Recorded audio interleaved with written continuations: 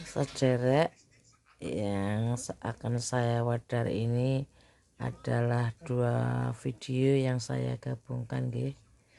Jadi jangan di skip sampai video ketiga kedua, nggih.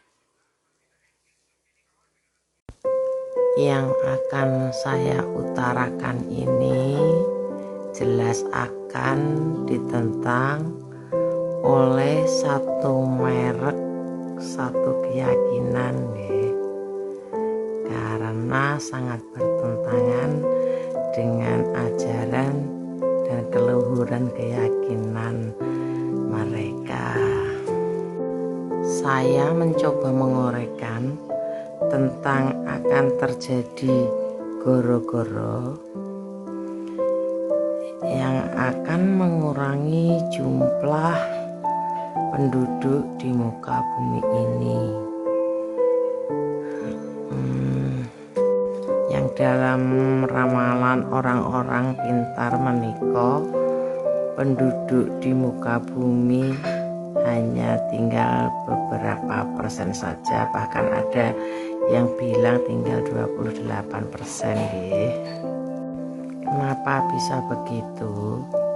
Mereka yang berkeyakinan akan tentang kemusyrikan, keberhalaan seperti itu, dan dihubung-hubungkan, digadok-gadokkan dengan ramalan Prabu Jayabaya bahwa perjanjian yang Semar atau Sabdo Palon itu menyatakan akan mengembalikan kehormatan orang Jawa dan mencari momongan yang bermata satu, yaitu yang hanya berpedoman hanya satu prinsip, seperti Sabdo Pandito Ratu. Jadi sekali berucap kalau itu yaitu, tidak ada perubahan dan tidak ada yang bisa mempengaruhi atau merubahnya. Dan sang momongan Semar meniko, karena nyata-nyata memang dia itu agak nduga ya, agak jahil, tapi jahil yang positif, ingin mematahkan suatu keyakinan yang menurutnya tidak benar dan bertentangan dengan hati nuraninya, yang seakan-akan menjaga keluhuran tapi sebenarnya adalah melecehkan dan keluhurkan harkat dan martabat salah satu makhluk Tuhan. Makhluk Tuhan itu kan macam-macam ya, ada makhluk halus masuk seperti kita, laki-laki, perempuan, dan semua itu di mata Tuhan adalah sama, meskipun paling sempurna dinyatakan adalah manusia, tapi keadilannya untuk masing-masing itu benar-benar adil akan dinyatakan pada diri sang SP yang akan menjadi Ratu Adil meniko. Dan kecerdasan yang akan ditunjukkan oleh sang SP meniko melalui kejahilannya adalah yang disebutkan bahwa meminta secara nista. Meminta itu menurut saya adalah meminta orang-orang yang menganggap musyrik selama ini, mengharamkan, menajiskan seperti wanita di atasnya atau sebagainya, menyembah pohon, bukan menyembah sebenarnya, memuja pohon, ciptaan Tuhan seperti golongan itu, melecehkan perempuan dengan memperbanyak istri tanpa memperdulikan perasaan perempuannya, golongannya seperti itu, mereka akan disuruh menyembah.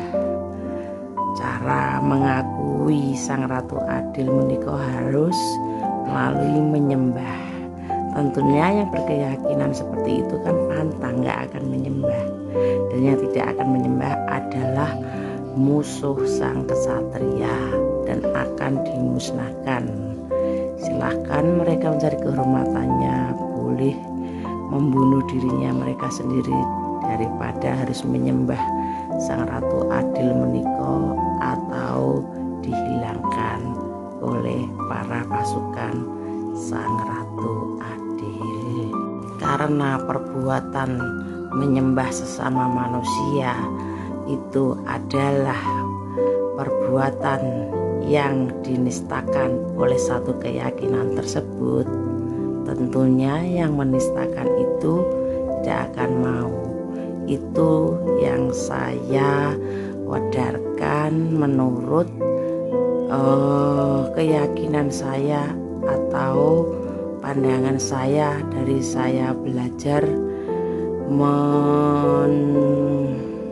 memahami, mendalami atau melakoni hal-hal yang menurut logika dan hati saya adalah benar, bisa dinalar, dirasakan, dan dinyatakan. Karena saya tidak sedang mencari penggemar atau mencari sesuatu yang bagi saya itu entahlah itu. Jadi mau setuju atau enggak bukan urusan saya.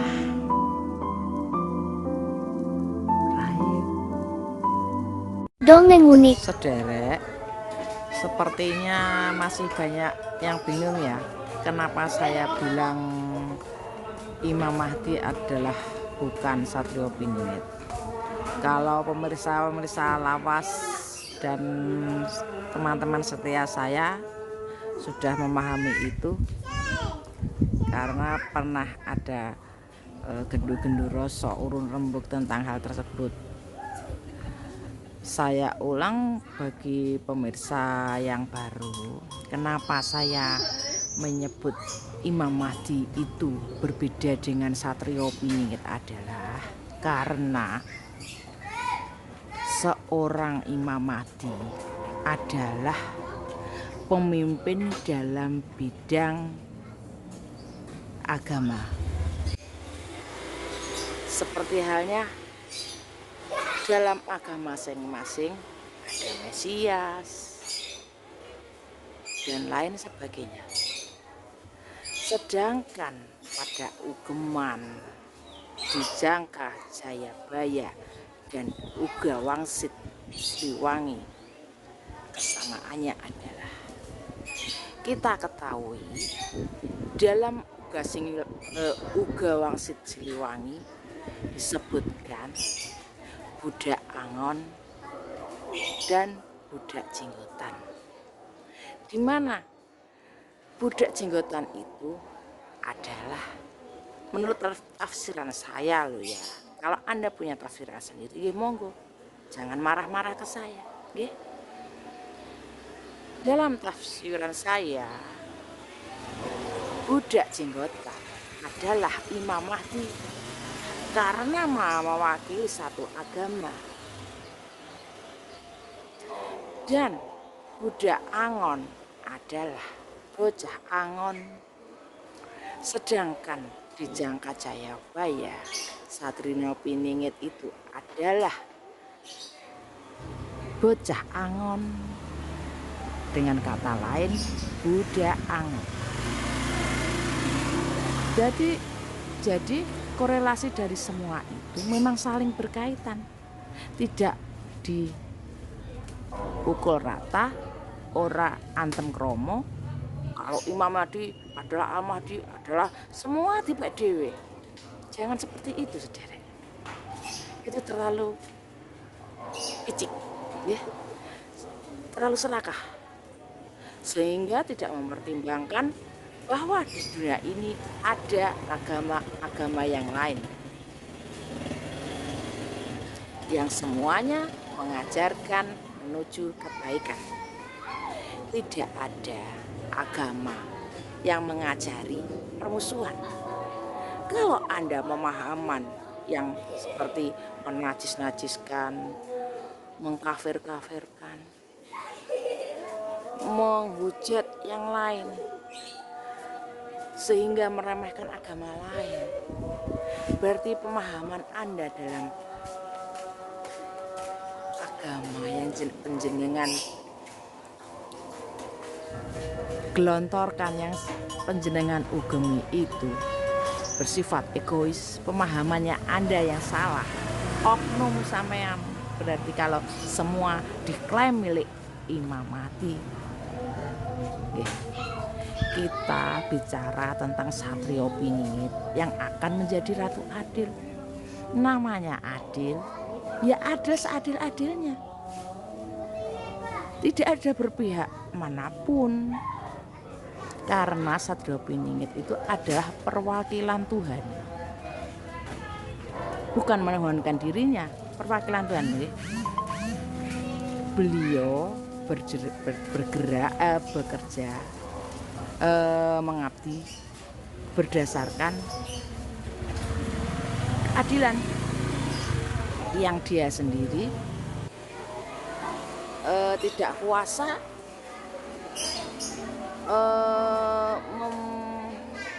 misalkan tidak berkeadilan, tidak berkuasa. Dia sendiri tidak berkuasa. Dia adalah amanah tertinggi itu ya Satrio Piningit. Alam ini diamanahi Tuhan tentang soal Satrio Piningit meniko yang maha segalanya. Biar ada sewot, kalau saya banyak tuh yang sewot saya kalau memuji-muji Satrio Piningit. Memuji seorang yang suci, yang memang benar-benar mulia, itu keharusan bagi saya loh ini. Kalau Anda tidak begitu, karena Anda merasa Satrio Piningitnya mengaku segala yang diceritakan dalam tokoh masing-masing agama, kalau Anda dengan sombongnya menentukan segala sesuatu, bercerminlah, layakkah Anda menjadi tokoh tersebut? Cukuplah kita merasa menjadi jiwa-jiwa terpilih,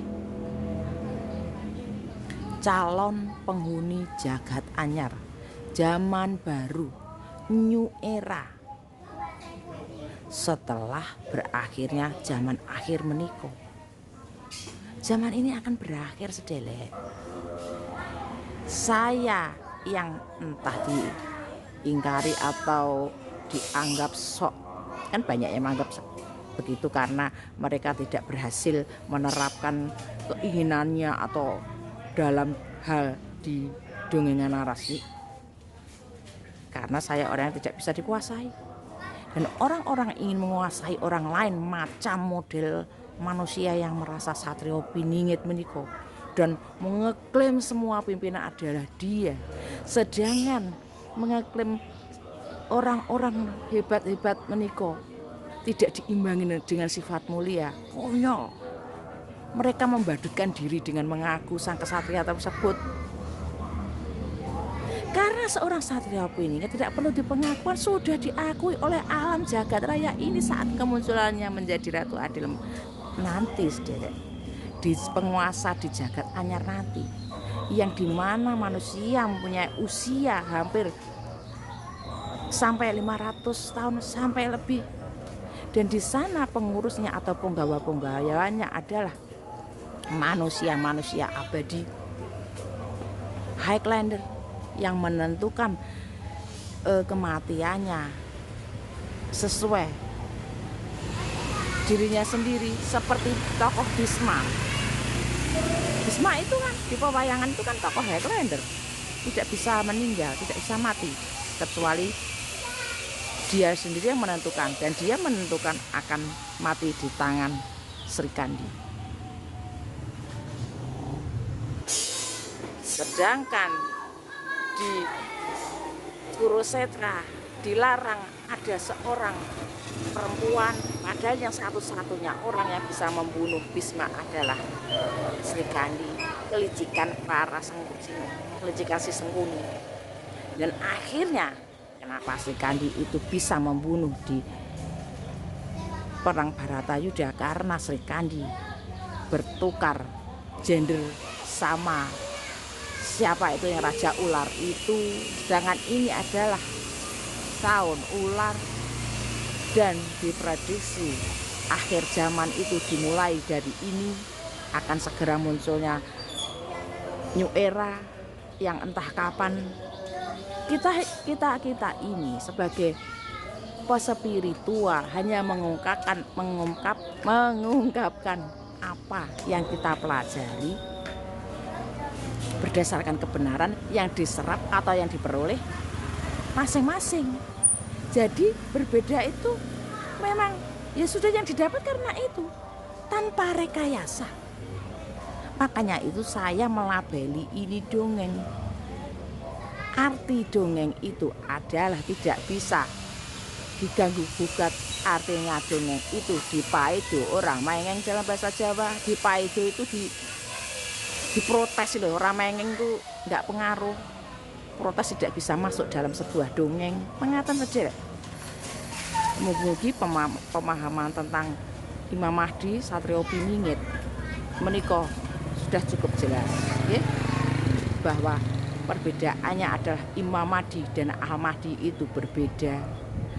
Imam Mahdi pemimpin agama, Al-Mahdi itu luas, dia tidak menganut satu paham manapun kecuali dirinya sendiri, paham di dalam dirinya sendiri, karena dia percaya kepada Tuhan.